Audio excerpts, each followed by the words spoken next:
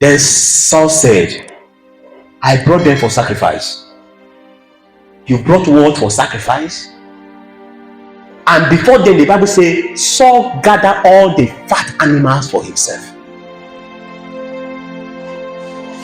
If not because of greed, he went to war with soldiers. If you must come with a sword, is it only you that must carry them? If not for greed, what is okay? Everybody, all the soldiers carry one and do sacrifice. If it is true, Saul want to do sacrifice, why not give one to the soldiers that went for war and say, let everybody carry one and do sacrifice to our God? The Bible says he gathered all the fat animals for himself. When the spirit of the fear of the Lord is absent, then greed will be activated. Saul gathered everything for himself. And this is one of the points that God needs to deliver the body of Christ from. Because when a pastor is always about himself, I and my family, is a disaster. How can you be living only for yourself? When the spirit of the fear of the Lord is absent, even a preacher will become overwhelmed with the spirit of greed and manipulation.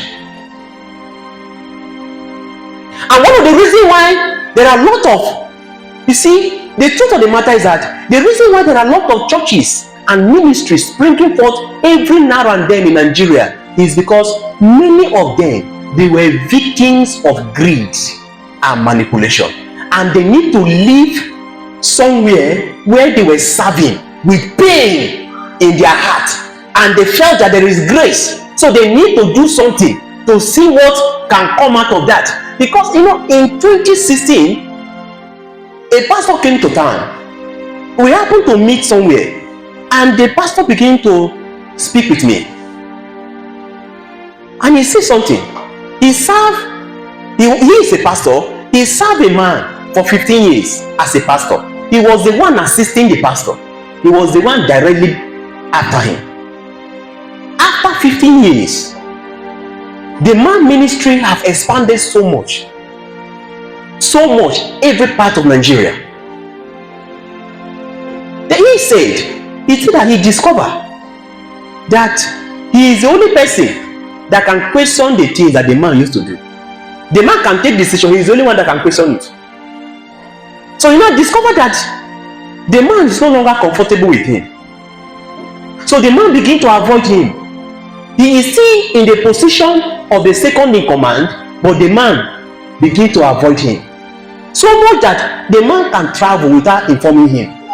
The people that he ordained 4 years ago, those are the people that the man began to work with.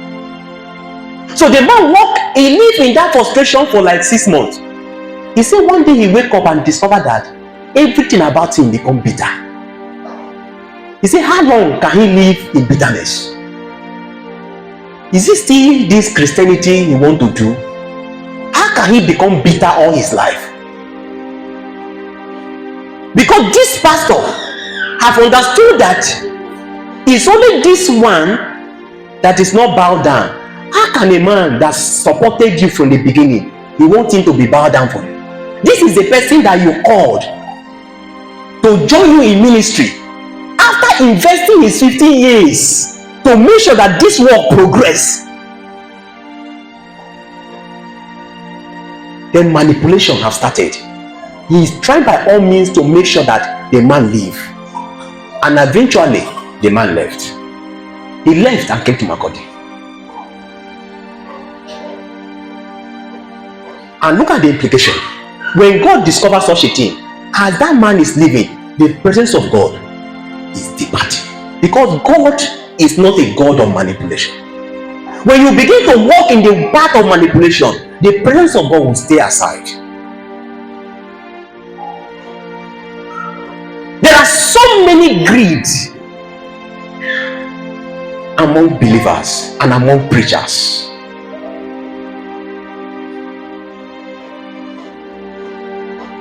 And that pastor said something to me, that what sustained him for these 15 years is because his wife was working, that a job that was paid well, that what he received from the ministry as salary cannot even feed him for 1 week. And the senior pastor is flying abroad. The senior pastor will be driving a car of 10 million, and this one will not even drive a car of 500,000. Greed. This is the plight that is befalling the body of Christ.